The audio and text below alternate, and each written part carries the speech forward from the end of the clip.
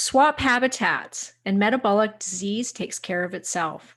Whatever the issue, thyroid, menopause, hormones, whatever, take away refrigerators, grocery stores, cars, power, running water, heated indoors, and suddenly no one has a weight problem. If you will spend 14 hours a day finding food merged with the natural habitat, chewing hard food, neither you nor anyone you know will count calories. No one will have a belly fat problem, nor will you worry about looking jacked. That's an excerpt from this amazing book by Joel Greenfield called The Immunity Code.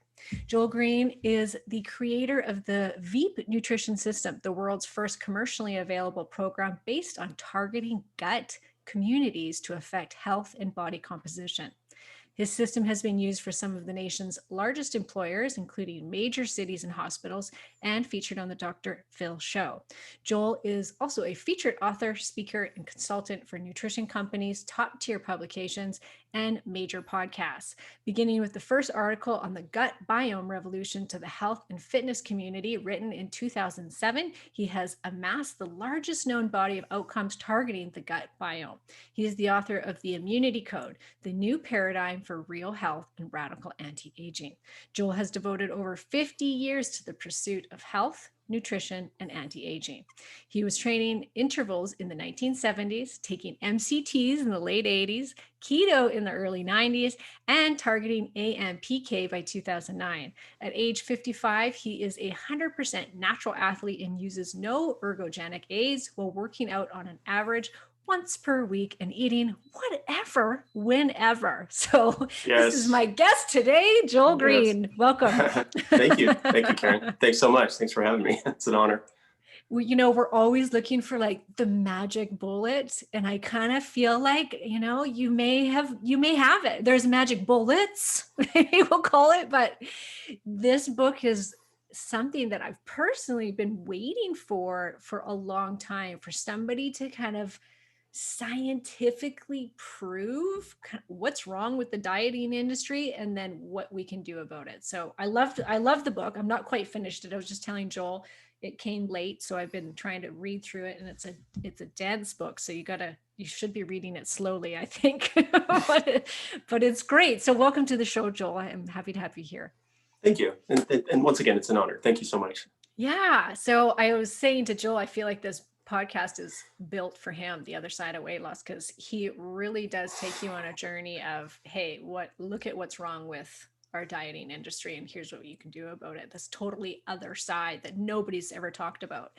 So tell us kind of how you got here, Joel. I would love to hear the backstory, because like your bio says, you've been doing all this for a long, like way before anybody else was doing keto. You were there, you were doing it. But what happened? Yeah. I think my story actually is probably very similar to most people's. If you just take a large enough window of observation, if you look long enough, you'll see some very strong similarities. And so, my story goes back to kind of being a consumer caught up, at the very beginning of fitness as a concept, where Jack LaLanne was on TV, and I was just a little kid trying to do what Jack was doing, and and wearing a onesie and all that. So as as an athlete, and I was just always trying to mimic all this stuff, the running craze, and kind of whatever came out. And I was a sucker for bodybuilding magazines when I was like 13 years old, reading everything I could get. And there's a funny story about a crazy workout that was promulgated in one of those magazines, when I was in college, and it was 12 hours of curls and you gain an inch on your arms. And so I was like, I'll do it, and I think I had I didn't gain an inch, but I did get sore for about 6 months, so basically virtually every kind of thing that came out, I was just always, they're trying it. And me too. The keto, I was that guy. So in the early 90s, a lot of things hit the market. One was the keto diets kind of were popularized. Most people really don't know that history, but Vince McMahon, the wrestling guy, came out with a bodybuilding federation, put out everybody on keto diets.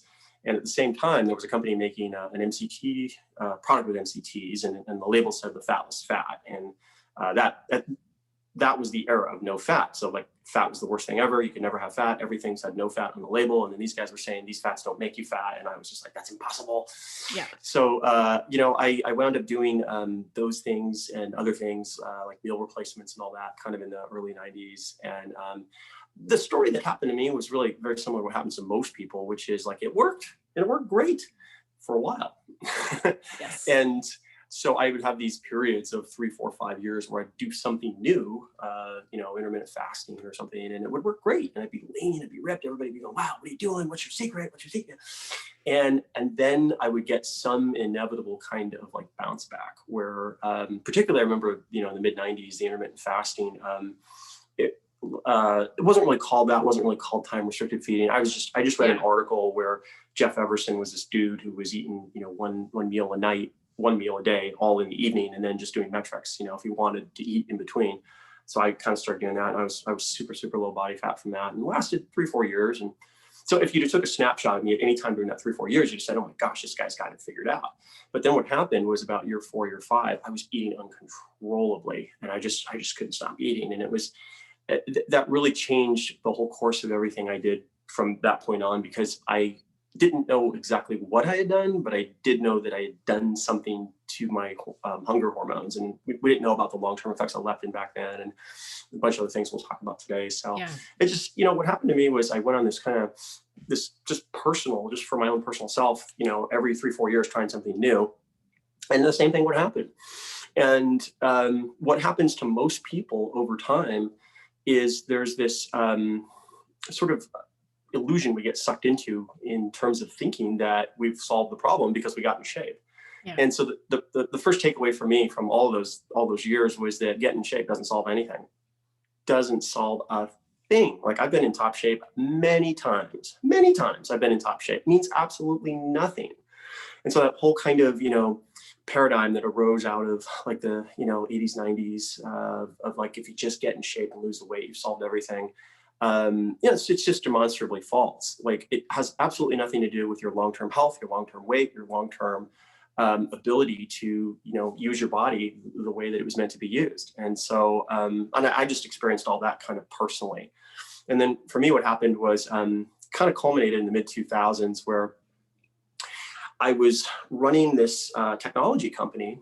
And so I was not in the ecosystem of fitness, and my days were 14-hour days. And I remember like I would show up on Monday, with like just this litany of voicemails about some series of problems. And then, that would lead to some put the fire out meeting that would last 15 hours. And I went from being like super fit to super fat. And it wasn't like, by that point in time, I had 30 years under my belt of doing stuff. And really it was just, that was kind of like the last straw in terms of really understanding that most of the solutions that are offered for the consumers are created outside the ecosystem that those consumers live in. And it really got in my head the idea that ecosystems don't just matter, they're everything. And if you're going to look at a solution, it has to work in the ecosystem you have to live in.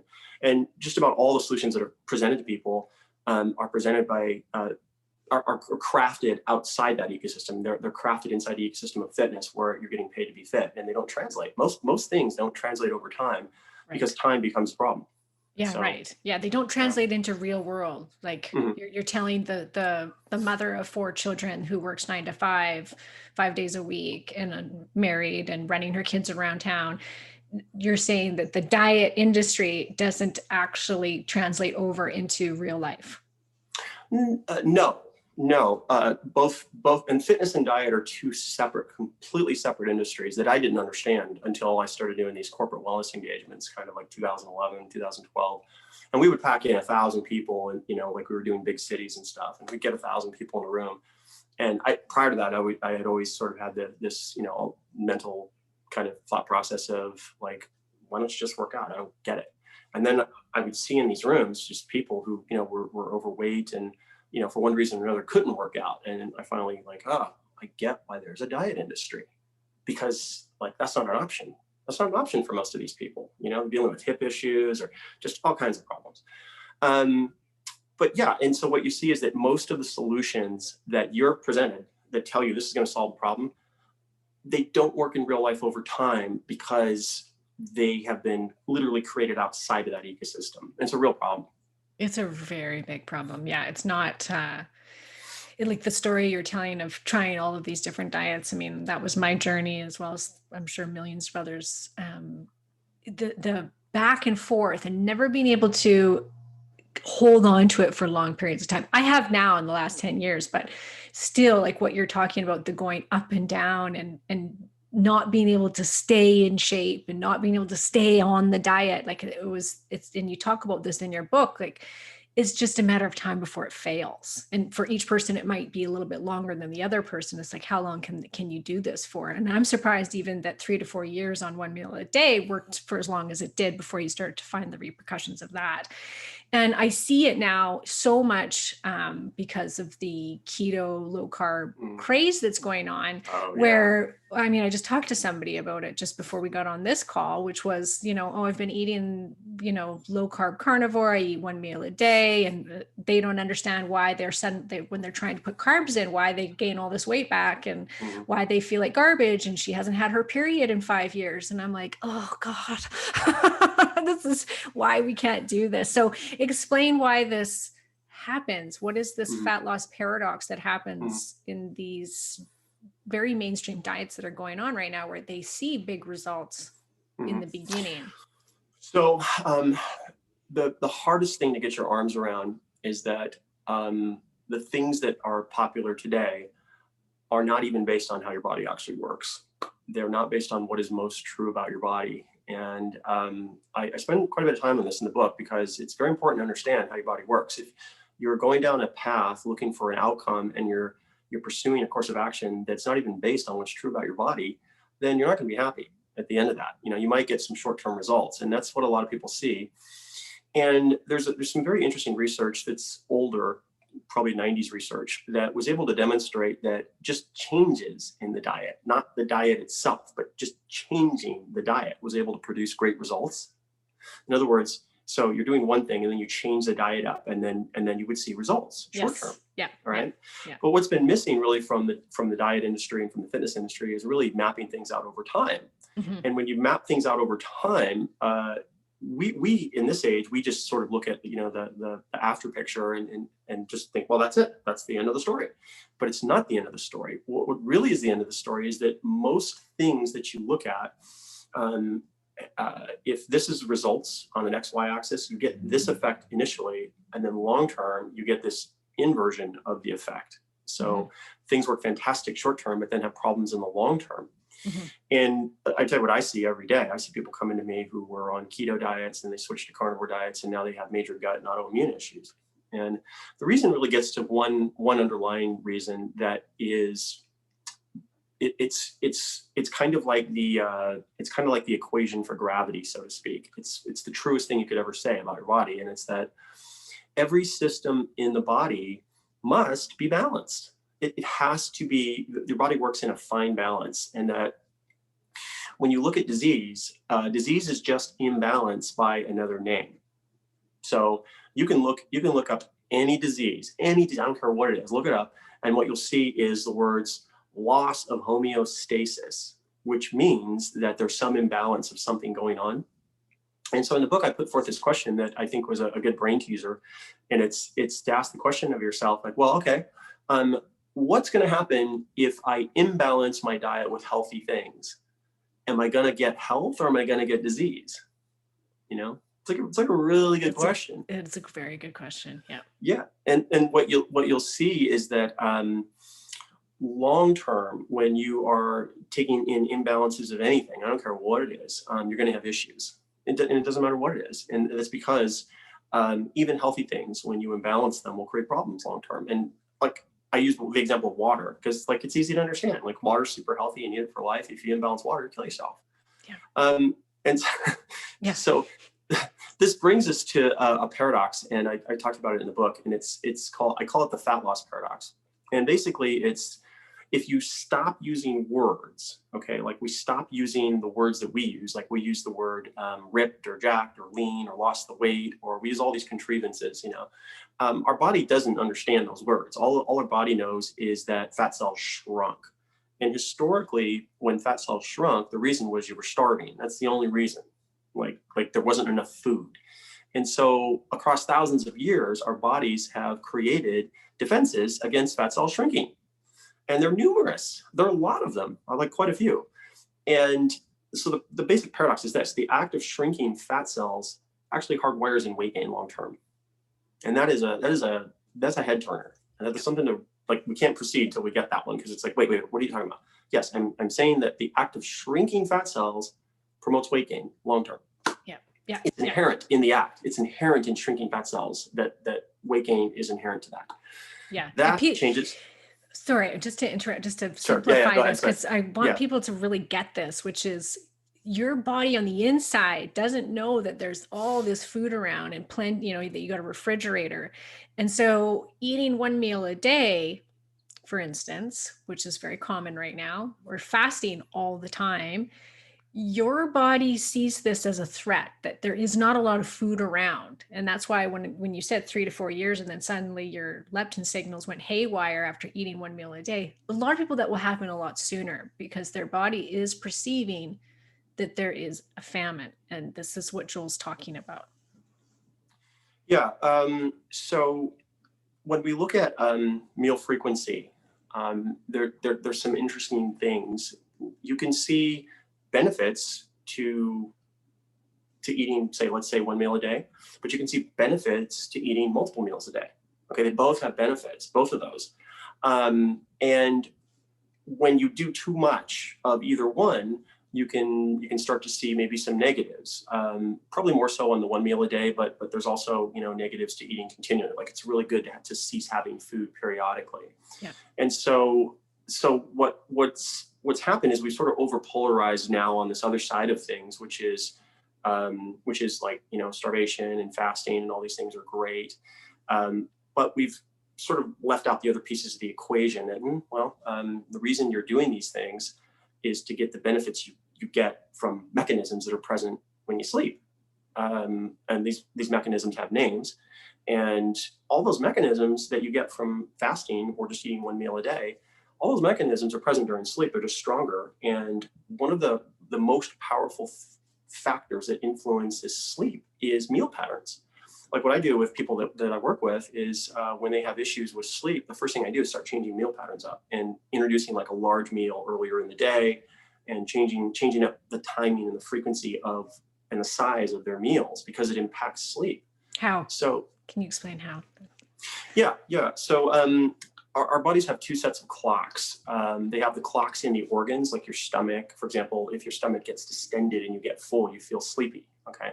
And then we have clocks in our brain. Like we have a clock called the suprachiasmatic nucleus, and it's a little organ behind the eyes that senses light and dark. And, so when it gets dark, you're more likely to sleep. When it's light, you're more likely to wake up. And there's been some science that's looked at which is stronger, like which has the bigger effect. And the winner is the organ clocks.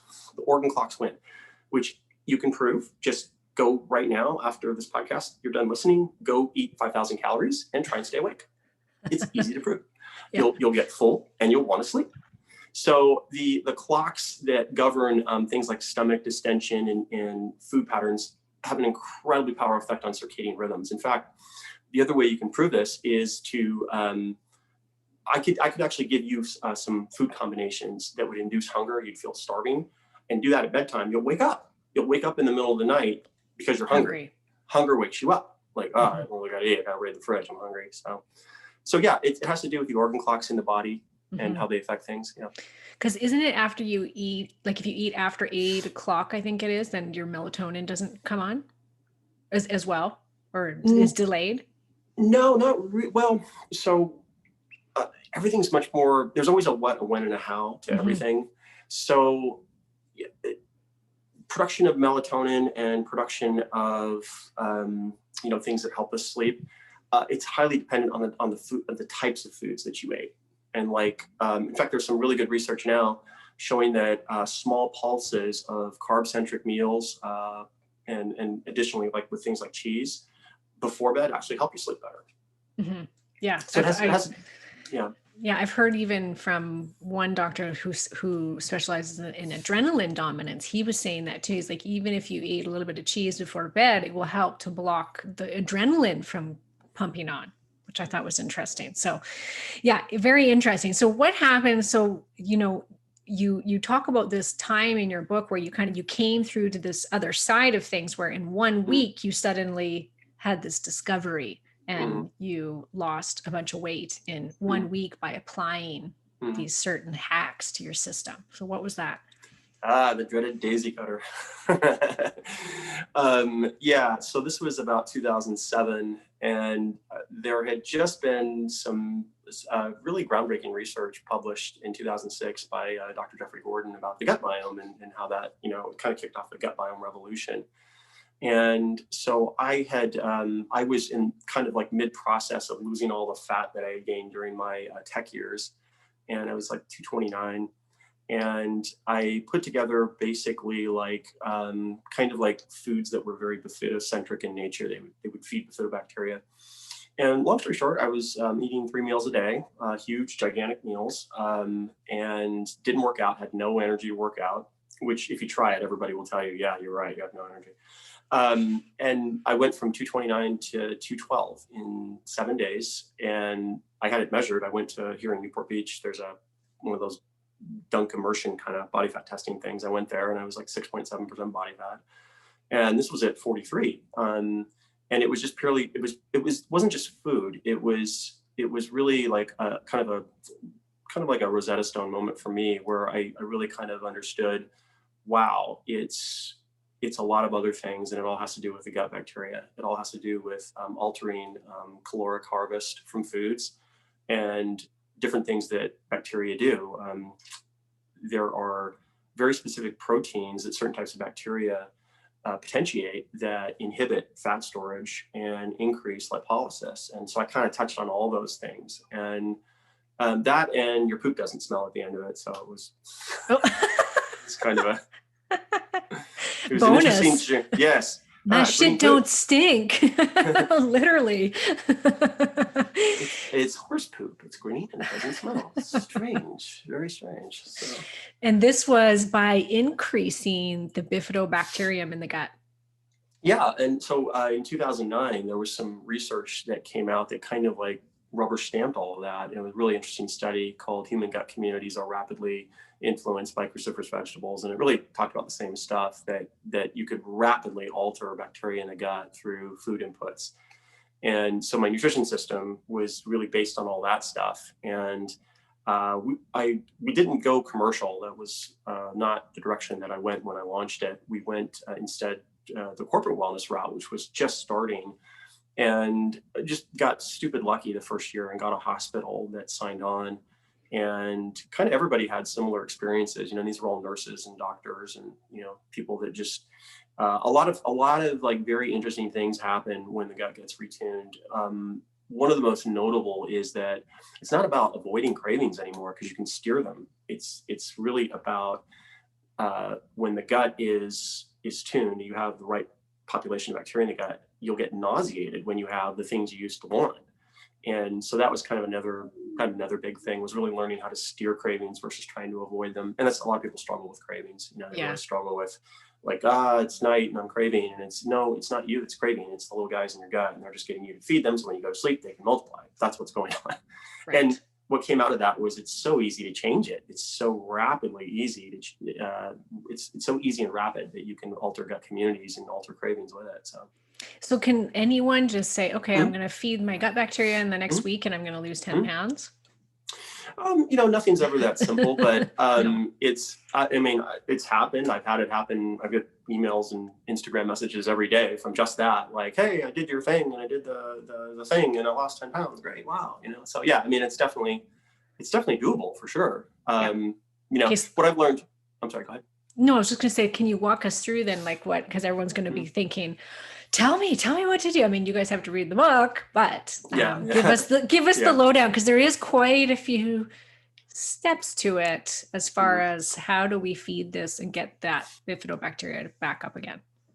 Yeah, so the first thing to understand is that the approach we're taking here is an immune-centric approach. Right. Okay? It's not a fitness approach. And what I mean by that is that if you look at how your body works and the mechanisms that control how your body works, they're all immune mechanisms. They're all things like macrophages and things that relate to immune signals. And so it's very much like the heart of the machinery is immune centric. And when you look at how immunity was established in your body, there's a very very clear trail of suspects. It begins in the gut with mother's breast milk and very specific carbohydrates, and it begins with bifidobacteria. And so you have kind of this central kind of general that began in the gut that modulated the onset of immunity in our bodies. And the reason that is important is because when you look at obesity and you look at what happens and why people can't lose weight, the answer gets to immune-centric mechanisms that translocate from the gut and wind up in your body fat and inflame your fat. And these are very specific types of immune cells called macrophages that you get the wrong kind, you get too many of the wrong kind, you have inflamed fat, and then you have problems. So if we wind all that back and just start in a sequence of events, we kind of start with bifidobacteria, because bifidobacteria modulates very specific immune cells that control what are called molecular networks. They control all these downstream signals that ultimately eventually affect fat and our ability to lose weight. And everybody's different. Everybody is starting in different places. What's very common nowadays is people did keto diets for a long time, and now they have very serious gut issues. Very, very common. Or they're doing carnivore diets. They've been doing that. And then when they try and have carbs, they can't have carbs at all because they've lost their insulin sensitivity. Yep. So, to give a starting point, I will qualify it by saying that everybody's different, and there's different levels of starting. Like if you're worse off, you kind of need to take extra steps. But generally speaking, the first thing that we look at doing is spinning up bifidobacteria in the gut. We had, when we were kids, about 95% bifidobacteria, and now we have, as adults, 5%. And as you go down the line in terms of each percent less bifidobacteria, you'll see a condition. So 4%, you start to see overweight. 3%, you start to see all kinds of autoimmune issues. 2%, you see cancer. 1%, you see death. Wow. So can you test this, Joel? Like with those gut gut microbiome tests? Will they be tested? Is that how you could test it? I don't think they're that good at testing it. The ones that I've seen don't actually show you percentages, and what they are testing is primarily the colon, which is where we want most of the bifidobacteria to spin up. But the easy way to test for bifidobacteria, kind of a poor man's test, is number one, it's just to smell your poop. When you have a lot of bifidobacteria, you're going to find that your poop doesn't really smell. And when you have all kinds of other bacteria, you'll find, yeah, it does. That's one test. Another test is your energy levels. So bifidobacteria is central to energy production because it makes B vitamins, and you make all this stuff in the gut. And one of the quickest, easiest ways that I actually put in the book to test this for yourself is to spin up bifidobacteria in a day and watch your energy. And it's very easy to prove, and it's very simple. You take some semi-green bananas and you combine that with grapefruit, and then you have like 3 or 4 meals of that, and that's all you eat that day. And what most people will report is like, my gosh, by night, my energy was skyrocketing. Well, it's because you spun up a bunch of bifidobacteria, you're making tons of B vitamins, and now you can't sleep. That's the problem.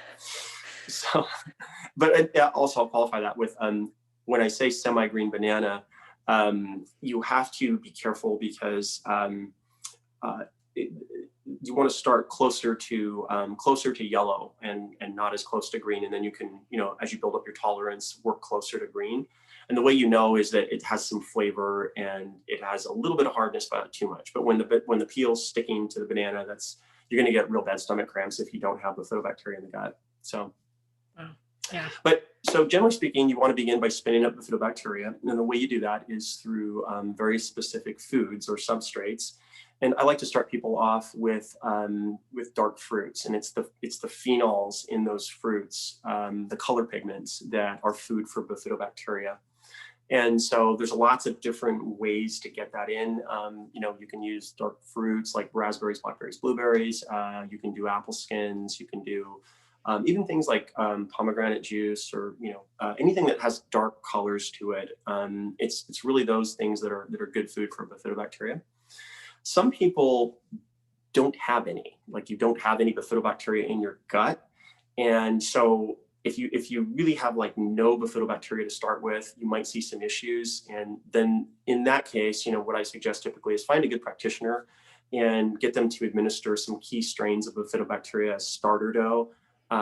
Most people don't have that problem, but a very few will. Mm-hmm. And then from there, it's just really about learning how to add in other foods that stimulate bifidobacteria. So another one is resistant starch. And resistant starch is things like cold potatoes, or things like garbanzo beans served cold. And those are really great food for bifidobacteria. And in the book, I have kind of like a bunch of different hacks where you can put those things together. Mm-hmm. And I fit those into this thing called the 2-day core pattern, which is when you look at doctors that are doing really good against cancer, you'll find that there's two camps. There's one camp that's kind of a keto camp, and they're having success. And then there's another camp that is a plant-based camp, and they're having success. And when you look at, well, those are totally opposed strategies. Why are they working? And you begin to break down why. It's because they're complementary. So our gut has a master fat that controls the health of the gut called butyrate. It's a short chain fat. We find it in butter. That's where it gets its name, butyrate. And the production of butyrate in the gut seals the gut and also sends a lot of very positive immune-centric healthy signals that are very anti-inflammatory in nature. And so as our gut is fed butyrate, then all the other things the gut needs to be healthy get fed as well.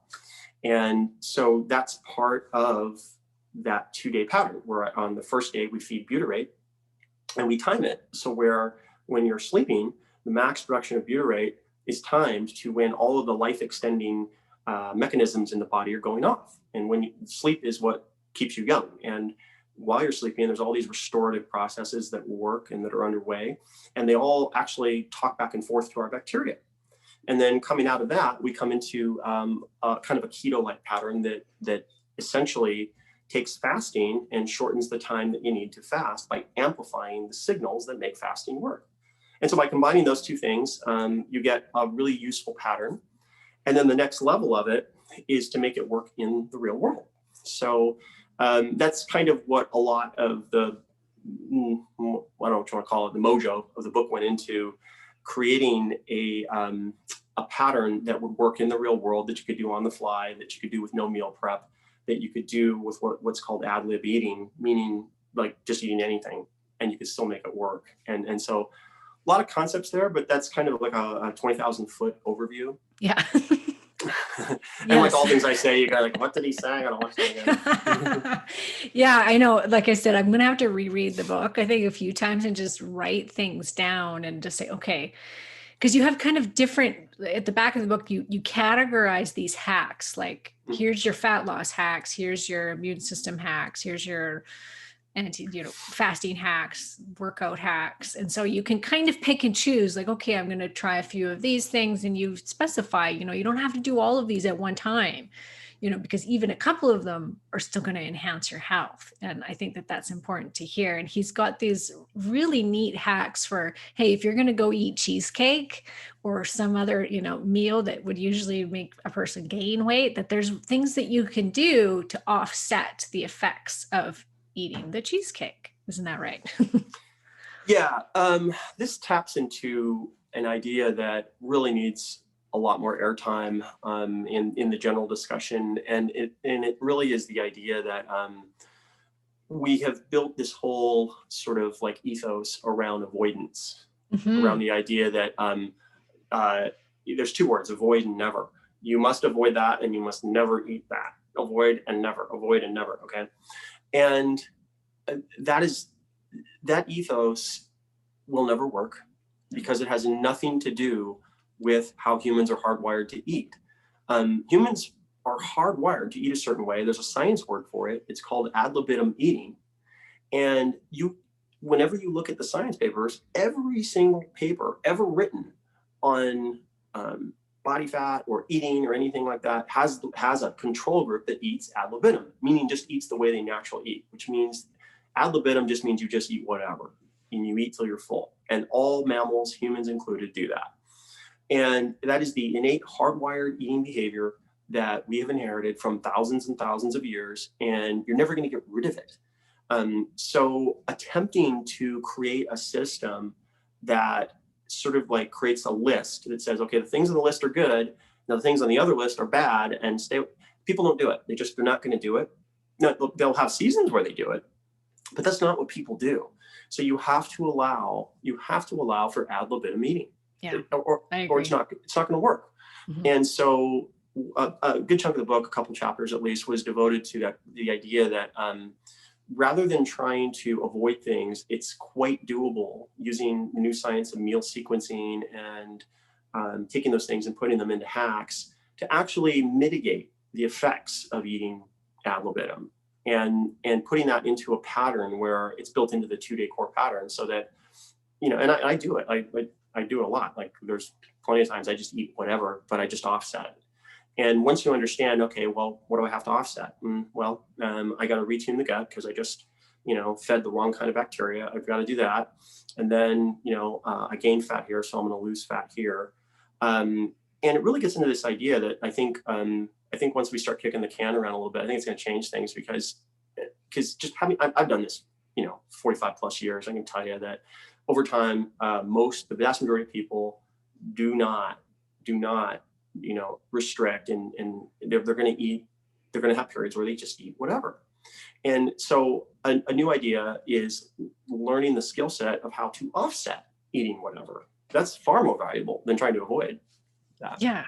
I loved that part of your book, because I wholeheartedly agree. And I trying to explain to people that we're so hardwired. And the minute you tell somebody you can't have that and you got to just eat this, then they all they want is the stuff they can't eat.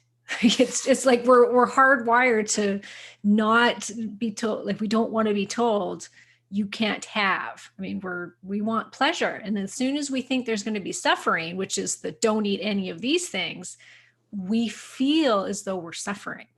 And then it drives us to eat the things that we're not supposed to eat, sort of thing. And I've always done it in a way of kind of the 80-20 rule. Like I really enjoy the way I eat. And the rest of the time, I'm like the other day, at dinner time, I had my zucchini noodles with my spaghetti, but then I had a piece of pie afterwards. It was like, that's how I offset things, is I can easily do this and I enjoy it. So then now I'm going to have my piece of pie. Oh yeah. Let's talk about pie. I'm a pie. I love pie. Yeah.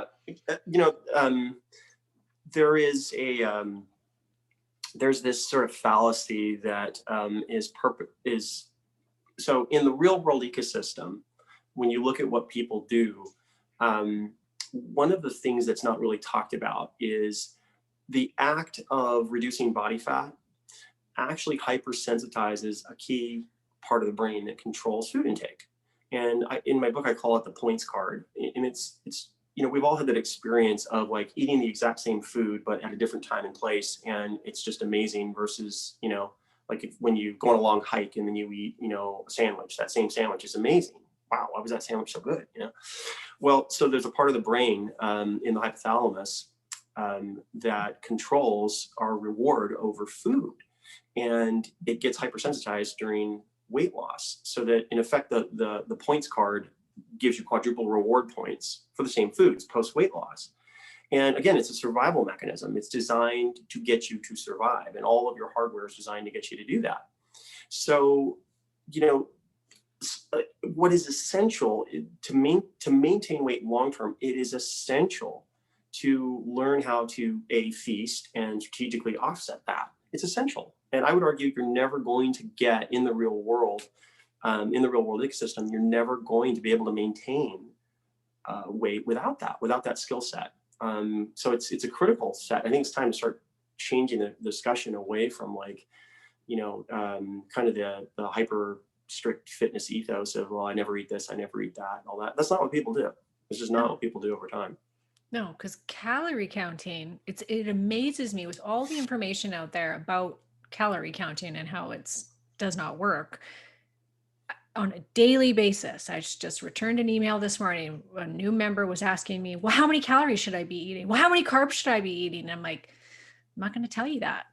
That doesn't work. But I would say that majority of people seeking weight loss still look to, I have to count my calories and I have to work out X amount. So can you tell us why this is just such a failed system? Well, part of the reason is you have adherents to that who make a living by doing that, but they don't live in the real world ecosystem. They don't live in the same ecosystem where the problem exists that they purport to solve. So the way that they're making it work is by A, you got to put the time in, and B, you got to count the so you get told, well, this is how it works, and you think, well, then that must be how it works. But the reality is, number one, it's based on an idea that's not true. It's based on the idea that calorie is a calorie. Um, Caloric harvests from food, or energy harvests from food, is quite variable, and it can vary based on the bacteria in your gut. So it can vary as much as 30%. So you can harvest more calories from food. You can harvest less calories from food. So calories in does not equal calories out. But the next reason is that it's not sustainable long term, because over the long term, in the real world ecosystem, you're going to have periods where time goes to zero. And I mean zero. Like, I mean zero. So if you put that question to someone who doesn't live in the real world ecosystem, but lives like in the fitness ecosystem, and say, well, what do you do? And the answer is going to be the same. It's going to be, well, you got to make the time. You always got to make the time, make it a priority. But that's not what happens. What you'll see in the real world ecosystem is that you get these periods where time goes to zero, because you have, on the one hand, you've got, oh my gosh, here's a divorce, here's a lost job, here's we're getting audited, we got to move. You get all these things at once, and it's quite common. And so what you find is that there's competition for your time, and the time you need to track the calories and do the meal prep and all that. It just goes out the window. And it's not an issue of discipline. It's not an issue of determination. It's an issue of mathematics. There is mathematical competition for your time. And I use the example in the book just to give an easy illustration. You're getting ready to go work out. You got your clothes on. You're about to go to the gym. You get a call. Your son got in a fight at school. And what are you going to do? Are you going to go? You're going to do your workout? Or you're going to go deal with that? You're going to go deal with the higher priority. So it really has to do with priorities, and the idea that probabilities overwhelm priorities routinely. And it's really never been talked about. But it's not about priorities. It's about probability. The probability in the real world ecosystem is your time is going to go to zero periodically. And that time you need to count the calories and do all that stuff, you're not going to sustain it. So. No. And if you're in a caloric deficit and you're then hungry because your calculator has told you to eat 1,200 calories or 1,000 calories a day in order for you to lose X amount of weight, and your body is telling you that you're hungry, what is this then doing to your leptin? You're like, what happened to you? Yeah, and fantastic point. That's the other side of the equation too. So we have this kind of sort of notion about calories, and it's this static thing, that your calories are just what you need. Your BMR is just what you need, but it's highly, highly, highly static. So as you're getting more, as you're leaning up, your BMR is going down, your energy requirements are going down. But at the same time, the body's drive to take in calories is going up. So as fat cells shrink, leptin goes down, and all these mechanisms are kicking up. So you make less energy, need less energy, but you want to eat more. It's called the energy gap. And it's a very difficult problem to overcome. And you can't overcome that by counting calories. Mm-mm. No. But then in order to lose weight, you also need to be in a caloric deficit at times, correct? Yes and no. Yeah, there are people who would argue that it's just simplistic. Like, look, you have to create a caloric deficit. That's the only way that you're going to lose weight. And I would offer that there's quite a bit more to the picture. So very often you can sort of alter the physics of how your body metabolizes energy. One good example is called fasting-induced adipose factor. It's a protein that is potentiated by bifidobacteria. And what that protein does is it suppresses lipoprotein lipase. So essentially, it makes it much, much harder to store fat. Okay? So you can have two people, they're eating equal calories, but one person's making tons more fasting-induced adipose factor, and they're just not storing fat the same way. Another example would be the gut bacteria Akkermansia. So this is a bacteria that kind of keeps the gut mucin layer healthy. Well, it has the effect of contracting the surface area of the gut. So you could have two people, two identical twins, they're eating equal number of calories, but the one with the tons of Akkermansia is absorbing far fewer calories than the other person. Okay. Then you have other actions that the body sort of can get into that revolve around like increasing energy production and all kinds of different things, the thermic effect of food and all these other things that can play in. So usually it's a lot of, it's a little of a lot of things. So there's a caloric deficit, but there's a whole lot of other things going on, that make that work. One of those is sleep. So when sleep is really good, actually two big ones are sleep and pooping. So if you're not sleeping and you're not pooping, you're not going to lose weight. No, it's not going to happen. So like restoring sleep and getting you pooping regularly, it's a big piece of the equation. Huge piece of the equation. Yeah. Yeah. It's much more nuanced than just caloric deficits, I guess is what I would say. Yeah, I agree. And I think I just wish people could understand that more as, if you, for instance, there's certain foods that can create a natural caloric deficit without feeling hungry. And those are, tend to be more of the proteins, the fats, the different vegetables, like you said, the resistant starch, things like that can decrease hunger levels naturally. Because if you ate, let's say 1,000 calories of nothing but sugar in the form of cookies, you're not going to lose the weight because your body's going to be driving insulin up and you're super hungry and all of these things, right? So there's different, calorie is not a calorie. I was just like, let's just put it that way. Yeah, this is, I think, I don't know. I hope I did an okay job in the book of sort of hitting on this, but the energy, the food is, I devoted a chapter to it, which is the notion that food is energy, food is units of energy. And that's kind of like the old notion. Yes, that's true. Food is energy, but food is, when we really look at what food is, it's more like food is commands and instructions. And so this brings us into like looking at food functionally.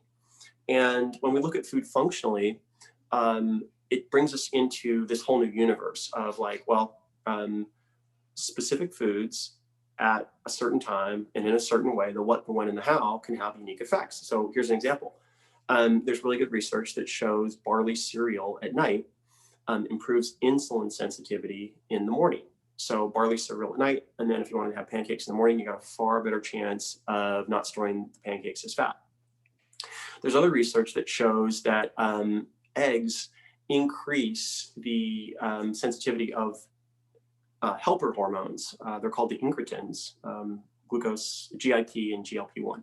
And these hormones help insulin work much better, make insulin much more sensitive, and that an egg in the morning will decrease 24-hour total food intake.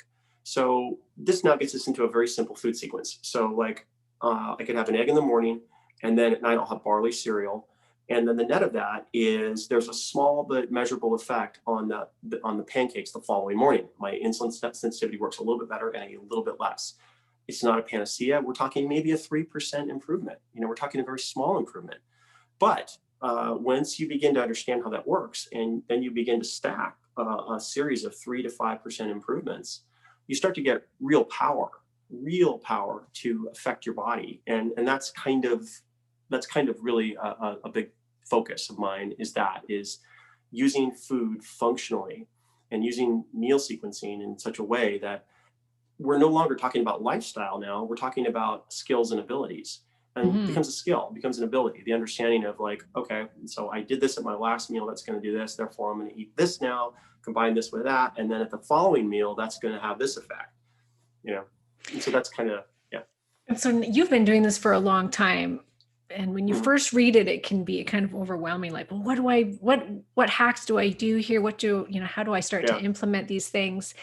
What do you do in a day? Like, does all of this come so naturally now to you where it's like, you don't even have to think about it, where it's like, well, I know I'm going to probably not eat my best tomorrow. So I'm going to have this, you talk about whey protein shakes, kind of to offset these things, or the eggs or the barley cereal.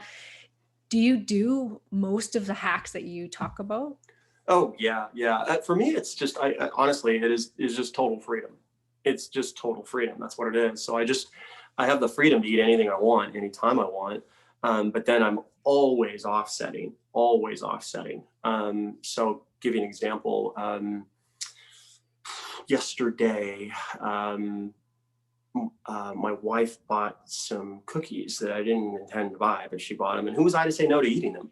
So, so it was like around it was last night, and I wound up having one of them, but I just immediately began offsetting the sugar from it. So I had like, it was right around bedtime, and so I had like a scoop of whey protein, added in a little bit of cinnamon with that, and then I think I took a berberine kind of at bedtime, and then I had a couple of things just to help the gut bacteria a little bit. And so I'm just always doing these things. And most of the time it has more to do with the way that I sequence meals. So there's an idea that I put forth in the book, and it's the idea that you're never actually eating a single meal. You're always eating your meals in groups of 3, because, and while this sort of is a narrative I'm giving you, there's actually really good, very verifiable science under it. And it's that what you eat at one meal will impact the next meal on a number of different domains. It'll affect insulin sensitivity, it'll affect your hunger hormones, it'll affect all these different things. And so once you begin to understand like the effect that specific foods have, and the timing and the sequencing, then you're always setting meals up. You're always setting your next meal up. So a good example would be today at lunch, I'm going to have garbanzo beans with, haven't decided what else I'm going to have it with, but I'll have garbanzo beans, because garbanzo beans have these very long chain oligosaccharides, and they're very good at sensitizing insulin action. And insulin insensitivity is what you see with most people as they get over their mid 40s. They get the insulin insensitive body. And so working insulin like it's a muscle, insulin sensitivity, is something you should be always doing. So I'm going to have garbanzo beans. I'll probably have a little bit of asparagus, and not sure what else I'm going to have with that. But by doing that, the asparagus is going to help tune the gut. The garbanzo beans are going to sensitize insulin. And then tonight at dinner, I've got a bunch of options. One is I could eat really aggressive for fat loss if I'm in the mood for that. But if I decided not to, and maybe I just went with pasta, I've kind of set it up. I've kind of like really, look, what pasta is going to do is you're going to get this big glucose spike, and it's going to help stimulate the wrong kind of bacteria in the gut. But I've kind of already begun to offset that off at the previous meal. And so if I have pasta tonight, then at tomorrow's breakfast, I'm going to be doing the 2-day pattern, and I'm going to be doing the fat amplified fast pattern. So I'm going to be offsetting dinner. So it's just more like a skill. I'm just always doing this, and I'm out of that. I'm way past that restrictive thing. I have the freedom to eat what I want. And so because I do, I just don't that much. I just, prefer to eat healthy. Yeah, well, exactly. Yeah. If you can't eat beans, what can you do instead of because there is a lot of beans that you recommend, like the black beans and. Yeah. So there is in the 2-day pattern, there's a meal at lunch. There's a lot of different ways of doing lunch. One of those is you can use beans for your resistant starch, but not a lot of people can handle beans. And that's fine if you can't. So there's other foods that are really good sources of substrate for bifidobacteria. And one of the best is actually potatoes, just cold. So you let the potatoes cool down. There are a lot of people who actually have gotten ripped on potato diets. Oh, I know. I love the potato. Yeah. You can get lean on potatoes. The trick is cold. So when you're looking at like different ways to feed bifidobacteria on that day, you have a pretty wide range. You have kind of like your phenol-centric fruits. You have different types of resistant starch in different foods like potatoes. And then you have all kinds of like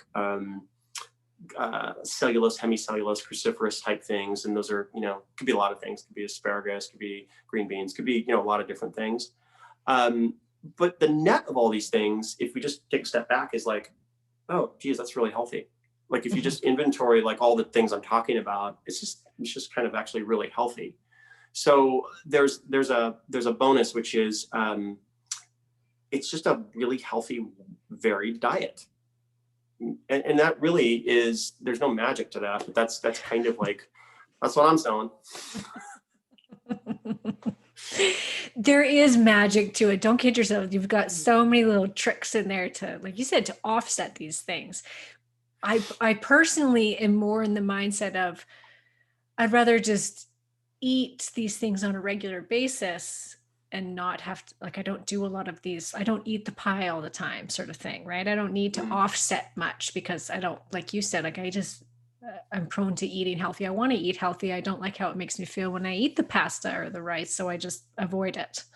But now that I know these little tricks, I now know that when, Thanksgiving's coming up for Christmas or one of these things, that maybe I could do some things to offset some of these things. So Yeah, if it sounds complicated, the thing to keep in mind is that you don't have to do well to do well. yeah, Like again, we're just talking. Any one of these little things is not a game changer. It's a 3% improvement. But if you pick up, three things that are a 3% improvement, and you learn to utilize those on a regular basis, you have a 10% improvement over what you're doing. That 10% improvement played out over time is gigantic. It's right. huge. Yeah. It's huge. And so it's the idea of just a little change now, just a simple to do, easy little change. Let's use the example of starches cold. Okay. Mm-hmm. When you are heating starches up, you take the long chain sugars and you break them down into simple sugars, and now you're feeding you. When you let those starches cool down, those long chain sugars recongeal, and you're not feeding you anymore. It's not even calories for you, it's just calories for phytobacteria. Okay. So that one little trick of just taking starches and letting them cool down and eating them that way, that'll make a huge difference over time, a very large difference. And if you just combine that with a few other things, now you're starting to kind of inventory some skill sets that have real horsepower long term. And this is kind of how we begin to break the time intensive sort of illusion of fitness fantasy. And I'm all for fitness. I love fitness. It's kind of like I grew up on it, but there is a fantasy aspect of it that does not translate in the real world over time. And there is as much there's equal parts fantasy and deception going on. And if we want to get the outcome that we really want, we have to deal realistically with the problems that we have to solve. So. Mm-hmm. And so what's your take on fasting then in general? Like you do talk about fasting Mm-hmm. being done in a certain way in your book. So do you recommend people do fast a certain number of days or hours, that kind of thing, daily? Not, what's your take? My take is that the best thing you can do is amplify the mechanisms of fasting so that you don't have to fast as long on a regular basis. And that way you can include fasting in your week 2 to 3 times, which I do. I just don't fast very long because fasting disrupts sleep. And so if on the one hand you're fasting and then the other hand you're disrupting sleep, you're kind of taking 2 steps forward, 1 step back. So once you understand that the mechanisms that make fasting work are all present during sleep, you kind of change your approach a little bit. You look to make sleep stronger, and then you look to amplify. One example is AMP-K. I call it AMP-K just to be rebellious. AMP-K is an energy sensor in our cells, and when we are low in sugar, it fires off and it kind of shuts a lot of things off and turns a lot of things on that keep us young. Well, once you learn how to activate that outside of fasting, or even better yet, use gut bacteria to sort of activate that and amplify it, then you just don't have to fast as long. The problem you'll see with fasting is that long term, if you do it too much, you're going to experience what I did, which is you're going to have some very serious problems. I deal with it all the time. I have people come to me who are like into year 2 of fasting. Now they're eating uncontrollably. You're going to get those kinds of problems. So it's good here and there, and it's even better if you understand how to amplify it. So to amplify fasting takes us back to what we've been talking about, which is number 1, you have to spin up very specific bacteria, accentuate sleep, and then turn on the mechanisms that make fasting work. So, a bunch of big words, AMP-K, autophagy, all this stuff. Yeah. So, yeah. Yeah, and you talk, what I love is that you do mention diet variation and the leptin reset, so that if you are kind of doing some fasting, that you can interweave some leptin reset with it, which I've done, but in a bit different a way, where I kind of do these higher carb calorie days amongst lower fasting type days. And I liked yours. I'm going to start to implement this in my food plans with my group, which is the very large breakfast meal to amp up leptin signaling.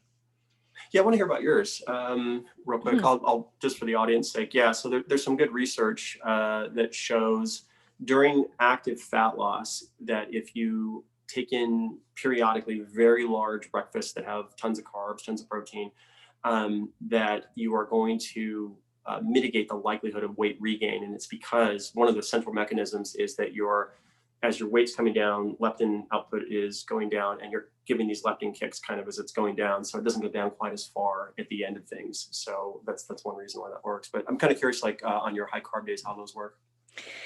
So I couldn't have explained it the way you do it, but over the years, I used to work a lot with the ketogenic diet and fasting. Mm-hmm. I was on that train. And then Mm-hmm. over time, working with thousands of women, I saw almost all of them regain or just not feel well, start to get sick, lose their hair, lose their period, just plateau with their weight loss. And then they were just doing more fasting, more low carb, cutting out more in order to try to keep getting the weight down. And I realized, Yep. no, the opposite has to happen. Yep. And so now in my meal plans, I do a cycle. So I do caloric cycling as well as carb cycling in order Mm-hmm. to make sure that the body doesn't go into that preservation mode, that homeostasis of, we're fighting the famine right now. I put in a higher calorie day where it's like, eat what you want kind of thing for the day. I do a meal plan, so I'll usually still tend to have healthy stuff like potatoes and sweet potatoes and fruits and root vegetables and things like that. And that's a couple of days a week where, I say those are the days that if you don't want to follow that meal plan or whatever, those are the days that if you're going to go out and have pizza with your family, like, don't worry about it. You need to signal to the body that there's lots of food around, that it doesn't need to hold on to the fat, that it can lose the fat. So I just take the body in and out of that weight loss cycle. Yeah, that's interesting. I have a client who's an MD, and everything that I do with him is very ecosystem specific. And so, you know, in the low carb kind of ethos, uh, most of the advice that he was getting was like, just you got to go low carb and blah blah blah blah, all this stuff. Well, so here's an example how things don't translate into the real world ecosystem. In his case, so as an MD, he's stressed out of his mind.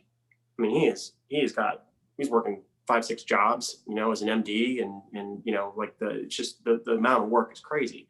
So he actually needs carbs in his diet to mitigate cortisol production, because if you don't have the periodic pulses of carbs in the diet, what's going to happen is that you're going to start getting these cortisol dumps about 2 a.m. and then you wake up and then you can't go back to sleep till 4.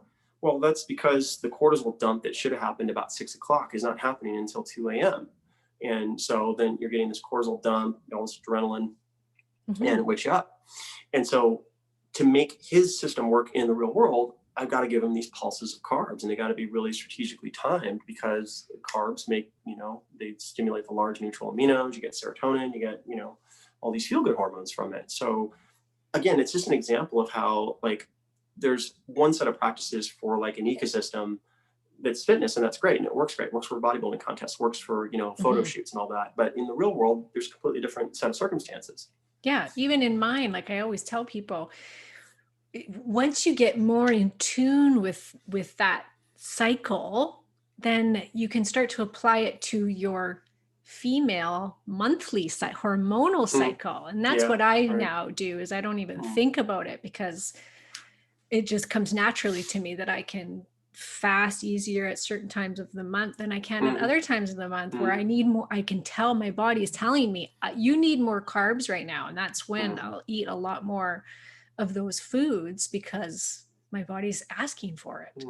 And it becomes very natural. But for some people, it's just, they have to learn first. They have to have guidance first before they can be intuitively eating that way, which is fine. Yeah, that gets into the kind of the whole, I talk about this in the book, but really it's like we have kind of been trained to think of like foods in terms of good or bad, or anything is good or bad, like this is good, that's bad. But the real truth is, that we're circadian creatures, and there's larger rhythms. There's weekly rhythms, there's monthly, there's seasonal, there's yearly rhythms. And that, so certain things can be really good at a certain time, and other times they're not. and that's really how things actually work. Yeah, and the more you can be in tune with that, the better, because it's Mm-hmm. more natural to the cycle of the human. Like wintertime, maybe not so Mm-hmm. many but tropical fruits compared, like especially where I am, what you're telling your body is way off, right? But I am going to implement the bifidobacteria hacks that you have. Like I really want to see what that'll do. So if there was just a few things as far as weight loss goes, Uh-huh. what have you seen have the biggest impact out of all the things that you talk about? Well, number one would be acquiring the skill set to keep the gut bacteria tuned into the bifidobacteria akkermansia profile. Kind of like when you look at obesity and you look at like what's consistent with obesity, what you'll see is that pretty consistently there's very specific bacteria that are missing in the case of obesity, and then when you give them to obese people, they tend to get lean. So I don't speak of it like as a step-by-step thing. I speak of it more as a skill, because it is, but it's really just understanding how to steer the bacteria in your gut by the foods that you give, and learning how to do that. And you can actually teach yourself this, because what you'll notice very quickly, number one, is energy. Like, oh wow, I feel so much more energetic. And number two is cravings. Like, you'll notice like, oh, I'm not craving that. That's weird. Well, so when you are really expanding the healthy populations in the gut, you'll find energy and cravings kind of go right with it. And then you'll find that weight tends to go with it. It's much easier to drop weight, much, much easier. So understanding how to do that, and a couple of like very specific like hacks that, get you there pretty quickly. One would be to combine HMOs with red phenols, and then just even combining that with like very key foods like grapefruit and green banana, or raspberries, blackberries, will get you there pretty quick. Like it's a good start, a very good start. Like if that's a 3% improvement, it's an easy one to get. And HMOs they're specialized carbohydrates that we got in mother's milk, and they are very effective at establishing immunity and feeding bifidobacteria. So. Do you mix that just into water? Mm-hmm. Yeah. Yeah, I do. Okay. I do like, I'll do a shake of like HMOs. That just, yeah, I know. I'm like, I like, so I'm going to have drink formula. Is this what I'm doing? Oh yeah, no. Well, I use the straight HMO. I use the pure, it's the actual refined milk carbohydrate. And I just mix that with like reds and whey protein, and I drink it. So yeah. Okay, that's not that sounds good. That's not so bad. And so you've got a few things on the go here. So one of them is your VEEP Nutrition System. So this is a program that's online. Mm-hmm. Yeah, it's at veepnutrition.com, and that was the first software program I created back in 2009, and it's a weight loss program. What's great about it is that it's there's a real magic on the plate. Like when you just start, you just eat what you see, and it takes all this complex stuff and reduces it to pictures. And when you just start following the pictures, like, it works. I use it still. Like when I really want to lean up, I'll start doing it, and I'm like, oh, it works. So. Yeah, and then I've got a new course out called Centric Fat Loss, which is like a step through of the things in the book. And that one actually is the very first program that offsets all of the things that happen when fat cells shrink. So there's very specific sequences in there that we offset, leptin and all these other things that happen when fat cells shrink. And it's the first of its kind to do that. So that I'm pretty happy with. Took a long time. So that takes kind of the science out of this and just gives you the application. Like, this is what you do. Yeah, it's the part people want. Like just give me the step through, dude. Yeah. I'm gonna get that book, Joel. Yeah. I want that.